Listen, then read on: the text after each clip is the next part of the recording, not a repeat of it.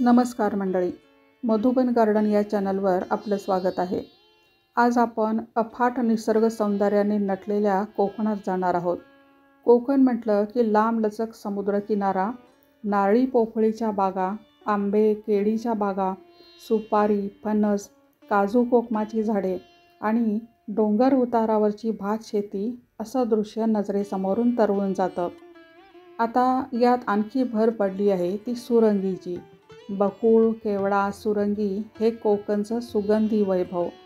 कोकणात राहणाऱ्या माणसाला सुरंगी हे नाव नवीन नाही, पण आता सोशल मीडियामुळे महाराष्ट्रातल्या प्रत्येक घराघरात सुरंगी पोचली आहे. त्या मोहक सुगंधाचं वर्णन ऐकून आमच्यासारख्या बागप्रेमींच्या मनात ही सुरंगी घर करून राहिली आहे.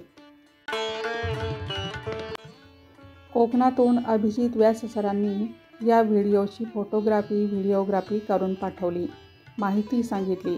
त्याबद्दल त्यांना मनपूर्वक धन्यवाद. आजच्या व्हिडिओमध्ये आपण या दैवी सुगंधाने मंत्रमुग्ध करणाऱ्या सुरंगीबद्दल जाणून घेणार आहोत आणि त्याचबरोबर एकदम नवीन, अगदी बिलकुल नवीन अशा सुरंगीच्या सरबताची माहिती घेणार आहोत. अभिजित सरांनी स्वतः बनवलेले हे सुरंगीचे सरबत एकूणच यूट्यूब आणि मधुबनवर पहिल्यांदाच येत आहे.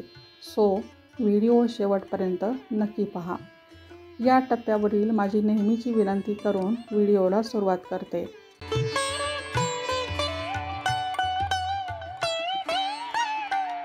धन्यवाद. या झाडाची थोडक्यात ओळख सांगायची तर सुरंगी हे कोकणात आढळणारं सदाहरित मध्यम आकाराचं झाड आहे.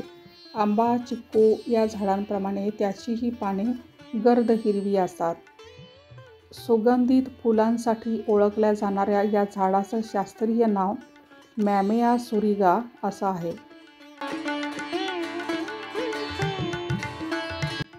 झाडाची उंची 60 फुटापर्यंत वाढू शकते. फांद्या जमिनीलगतपासूनच आडव्या पसरू लागतात. आता तुम्ही बघत आहात तिथली आसपासची सगळीच झाडे सुरंगीची आहेत. एवढ्या आवारात 10 तरी झाडे आहेत. कोकणातल्या दाट जंगलात किंवा देवराईमध्ये ही झाडे आढळतात.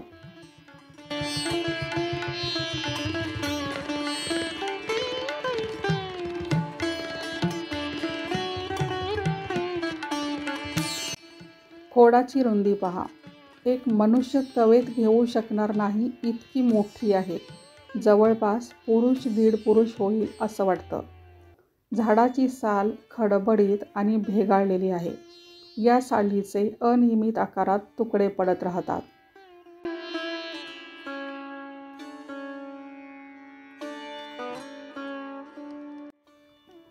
झाडाचे लाकूड खूप टणक आणि टिकाऊ असते. त्यामुळे फर्निचर आणि बांधकामासाठी याचा उपयोग होऊ शकतो. झाड खूप जुने असल्यामुळे म्हणा किंवा कोकणातील पावसाच्या माऱ्याने म्हणा, खोडाभोवतीच्या मुळ्या वर आल्यासारख्या दिसत आहेत. तेच तिथे थोड्याशा नवीन तरुण झाडाचा बुंदा मात्र व्यवस्थित दिसत आहे.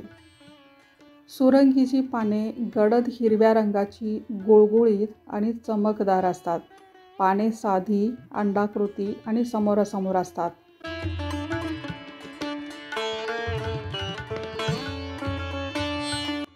मधली पिवळी खोल शीर चटकन लक्षात येते. अशा प्रकारची शीर सुरंगी व्यतिरिक्त चारोळीच्या पानाला असते असं अभिजित सरांनी सांगितलं.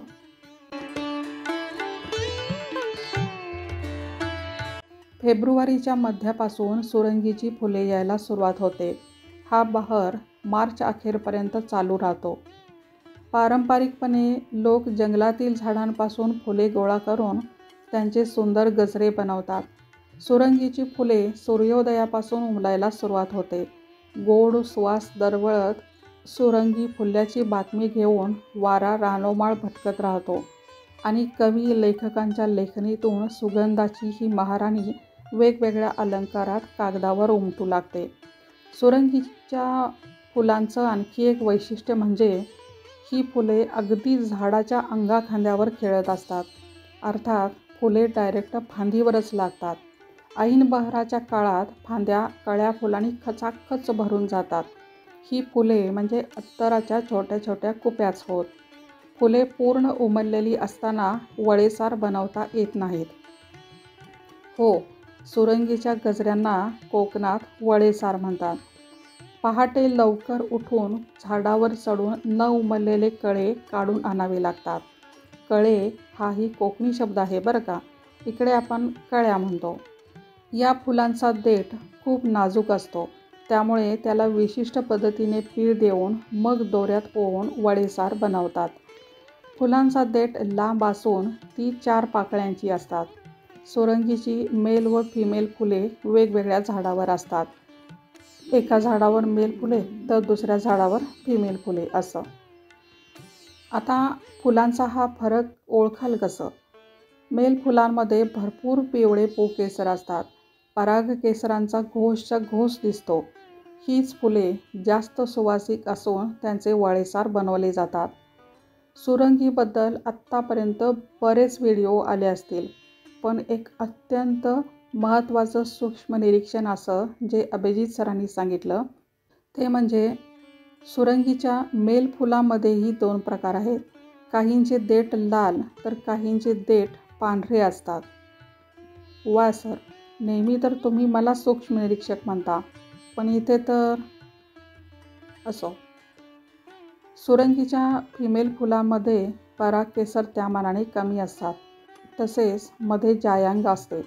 या फुलांना कोकणात बुरंगो असा शब्द आहे. इथे भाषेची एक गंमत लक्षात येते का पहा. सुरंगी हा स्त्रीवाचक शब्द मेल झाडासाठी आणि बुरंगो हा पुरुषवाचक शब्द फिमेल झाडासाठी वापरला जातो आहे. सुरंगीच्या फुलांना अर्थात मेल फुलांनाच जास्त सुगंध असल्यामुळे बाजारपेठेत खूप मागणी असते. आता आपण सुरंगीच्या झाडाखाली आलो आहोत आणि मार्च अखेरीस सुद्धा तुम्ही झाडावर सुरंगीची थोडीफार फुले बघू शकता. आणि हेही बघू शकता की इथे खूप साऱ्या साड्या पसरून ठेवल्या आहेत. त्यांना कोकणात पाल म्हणतात. या पालावर कळ्या गोळा केल्या जातात. सुरंगीच्या फांद्या अगदी खालपासून आडव्या पसरत असल्यामुळे सहज हाताने सुद्धा फुले काढता येतील.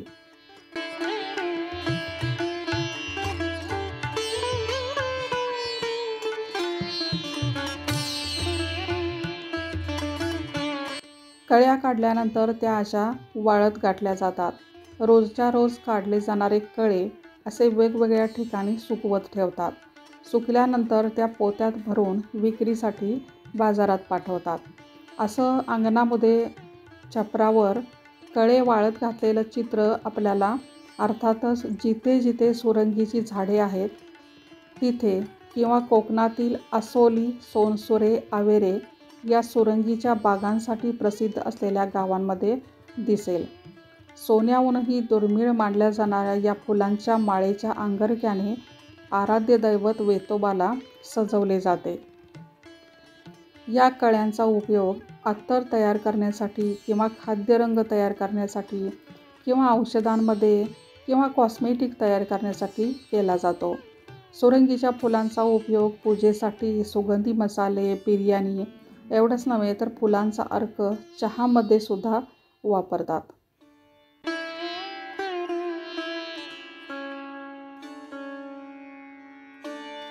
सुरंगीचा सुगंध इतका गोड असतो की त्यावर मधमाशा सतत भिरभिरत असतात आणि अर्थातच मधमाशांमुळेच त्यांचे परागीभवन होते. परागीभवनानंतर फिमेल फुलाच्या पाकळ्या गळून पडतात आणि तिथे फळे लागतात. परागीभवनानंतर साधारणपणे 15 दिवसांनी फळ दिसू लागते आणि 40 ते 45 दिवसात ते फळ पिकते अशी माहिती मिळते. सुरुवातीला हिरवे असलेले हे फळ पिकले की पिवळे होते आणि ते बऱ्यापैकी गुळगुळीत असते. सुरंगीची नवीन रोपे कशी तयार होतात? जर आपल्याला हे झाड लावायचं असेल तर काय करावं लागेल? तर पक्षी आणि माकडे ही फळे खाऊन त्यांचा बीज प्रसार करतात आणि जिथे तिथे याची रोपे उगवलेली दिसतात. तसंच तुम्ही इथे बघू शकता की सुरंगीच्या एका झाडाखाली असंख्य छोटी छोटी रोपे उगवलेली आहेत. हा अत्यंत दुर्मिळ असा व्हिडिओ मिळाला आहे असं मी म्हणेन. नाहीतर इतकी छोटी रोपं आत्ता लगेच बघायला मिळणं हे जरा अशक्यच होतं. आता ज्या अर्थी या झाडाखाली बिया पडून रोपे उगवली आहेत त्या अर्थी हे झाड फिमेल झाड आहे. परंतु ही उगवलेली रोपे मात्र कशी असतील हे आत्ताच सांगता येत नाही. कारण एकतर या झाडांची वाढ अतिशय स्लो असते आणि जोपर्यंत फुले लागत नाहीत तोपर्यंत दोन्ही झाडे सारखीच दिसतात. जवळपास 12 वर्षानंतर याला फुले लागायला सुरुवात होते. मात्र झाडाला कलम केल्यास कदाचित लवकर फुले येऊ शकतील.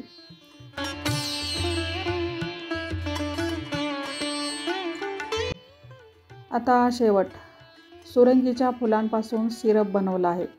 याचं वैशिष्ट्य म्हणजे हे सरबत कफ पित्तनाशक आहे.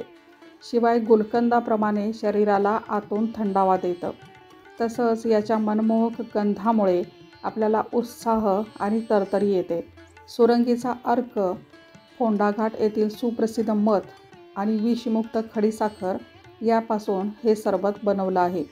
आणखी एक महत्त्वाची गोष्ट म्हणजे सरबताच्या प्रक्रियेसाठी अग्नी किंवा वीज वापरलेली नाही. लहानांपासून मोठ्यांपर्यंत कुणीही या सरबताचं सेवन करू शकता. फक्त सावधानतेचा इशारा म्हणून सांगते की मधुमेह असणाऱ्यांनी मात्र वैद्यांच्या सल्ल्यानेच सरबत घ्यावे. कारण सिरप बनवताना त्यात भरपूर साखर वापरली आहे. हे सरबत थंड आणि कोरड्या ठिकाणी ठेवल्यास फ्रीज बाहेरही आरामात 1 वर्षभर टिकते.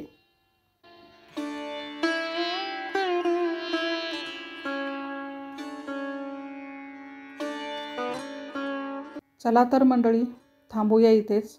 आजच्या व्हिडिओचे सार 4 ओळीच्या कवितेत सांगायचं तर, ज्या फुलांच्या गजऱ्याला वळेसार असं वेगळं नाव असतं अशी फक्त सुरंगीच. ज्या फुलांचे वळेसर ओवताना परडी दोरा हात होतात सोनेरी अशी फक्त सुरंगीच. ज्या फुलांवरची मुग्ध मधमाशी रानापासून बाजारात पोचते अशी फक्त सुरंगीच. ज्या फुलाचे 2 प्रकार असतात त्यात मादी नव्हे नर असतो सुगंधी अशी फक्त सुरंगीच. ज्या फुलांचा अत्तरात, खाद्यरंगात आणि औषधातही उपयोग असतो अशी फक्त सुरंगीच. अवघं रान सुगंधित करतात अशी 3च, केवडा आणि बकुळ यांची सखी अशी फक्त सुरंगीच. ही कविता अभिजित व्यास सरांनी लिहिली आहे. व्हिडिओ आवडल्यास नक्की शेअर करा. धन्यवाद.